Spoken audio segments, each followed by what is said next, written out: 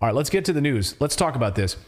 To a potential bombshell story now out of Thailand, which are not words that I thought would ever come out of my mouth. A bombshell story out of Thailand? Oh, yeah.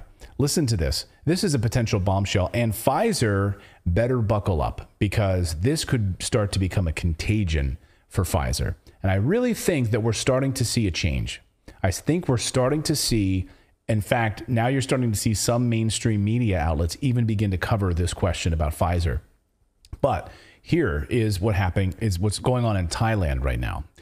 So do you remember a few weeks ago when the princess of Thailand suddenly collapsed just days after receiving her booster shot? Now, we covered this in the newsletter. We didn't get a chance to cover it here on the show, I think because it was during the holiday time and we were off at the time. Anyway, she's still in a coma to this day. Okay, this happened about 3 weeks ago. Well, now we're learning that the Thai royal family has been told that her collapse had nothing to do with a bacterial infection, which is the story they were sold at the beginning. Imagine having the cojones to go into the royal family, to the king, right? And be able to say, Your Highness, the reason she's in a coma is because of a bacterial infection. To which anyone with a brain would say, oh, then give her an antibiotic and she'll be good by tomorrow. No, that's not the case. That's what they told him. That's what they told the royal family initially, bacterial infection. They were lied to, of course. And as I mentioned, an antibiotic would have nipped this in the bud very quickly. But instead, according to reports, she's most likely affected, most likely a victim of the jab. That's right. The report comes to us from sources living in Thailand and a new interview that a Thai doctor, Dr. Sukaret Bhaktadi, he sat down with Pascal Najati in an interview presented by journalist Taylor Hudak. Now listen to Dr. Hopefully I'm saying the name correctly. Bhakdi, that's it, Dr. Bhakdi. Sometimes when I'm looking at the names, I'm like, all right, brain, process. Dr. Bhakdi explains the ridiculousness. So he explains the ridiculousness of the story of the bacterial infection that was told to the royal family about what happened to the princess in the coma. Listen to him set this up, and then we'll get to more on this. Watch. One daughter of the present king, Rama X, collapsed and is in coma. She, within, I think it was 23 days after the third shot. And she's young. Of course, 44 years old, never been seriously ill, collapsed and is now in a coma. And the diagnosis that was given by the authorities and by the university is so ridiculous. She's supposed to have a bacterial infection that will never do what she's suffering from. And so we determined, and the activists in Thailand who have been on this for many, many months now, great guys, also a professor from the university in Bangkok. He's gotten in touch with the royal family, and we are sending information to the royal family to alert them to the fact that in all probability, the princess is suffering as a victim of this jab, as so many people around the world have been suffering. You know what's even scarier for me with this story, really quick? Yeah. Is the fact that there are powers that be that had more power to misinform a king about what happened to his daughter. Who is that? Right. That's what I want to know. Yeah.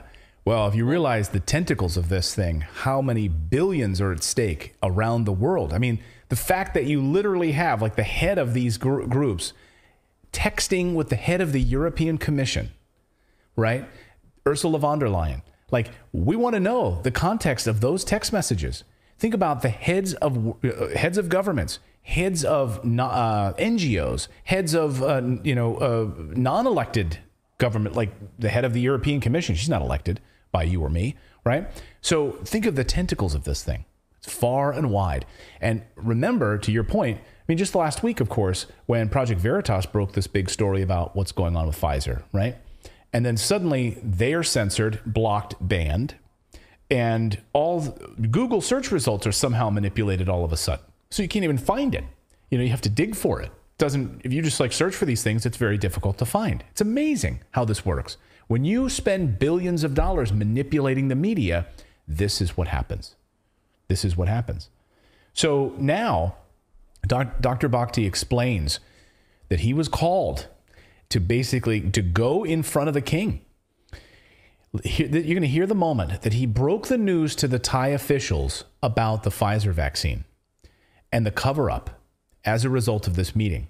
Top Thai officials are now pulling off the gloves, basically, against Pfizer-BioNTech, and could become the first country in the world to nullify the contracts between the government and Pfizer.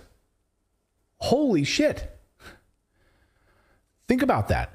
This could be, and we thought this might have actually was going to start to happen in Bolivia, and it hasn't, with a different scenario. But this could be the first government that does this, nullifies the contracts, has the guts to nullify. Because we've been saying these contracts offer them immunity, right? Many of these countries, depending on the country and how they structure these contracts with these companies, they have immunity, meaning the pharmaceutical companies have immunity from anything. But what if they nullify them? Because you lied to us. This means that contract is null and void, you sons of bitches.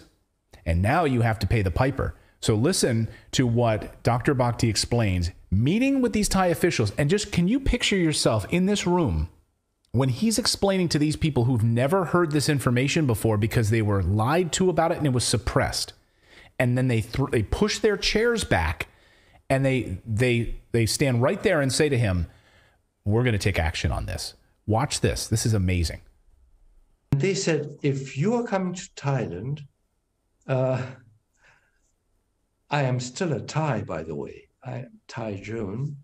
We will connect you with authorities and advisors to the highest authorities in Thailand.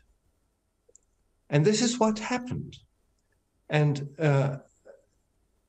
so I had the opportunity, the first opportunity in 3 years, to talk to the top advisors of a government in any country.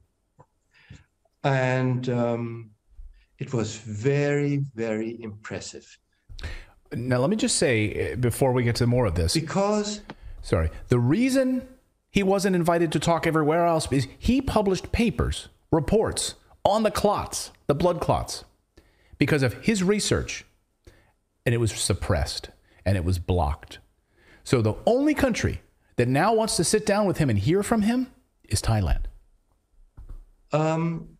I laid out to them that this whole COVID-19 agenda is a fake, and why it's a fake.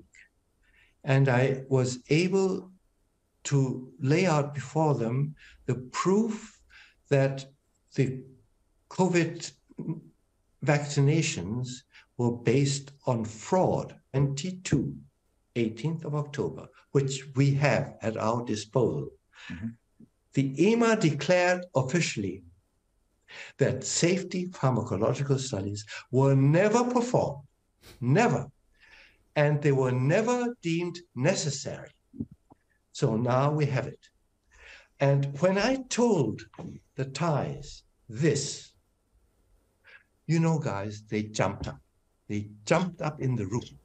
And so they said to me, we will see to it that Thailand is the first country in the world that is going to declare this contract null and nullify the contract, which means that Pfizer-BioNTech is going to have to pay back those billions to Thailand, with which Thailand will recompensate those peoples that have lost their existence. I don't know. I got chills. Well, from what I remember, that we've not seen an actual, we've seen redacted versions of these contracts. So I'm hoping that they release the contract as well so that we can see what's actually in these things. Oh, I would love that. And now I should point out, of course, the contracts that we get in the United States are different than what was in Bolivia, than what was in, and we were having a judge who was releasing information about the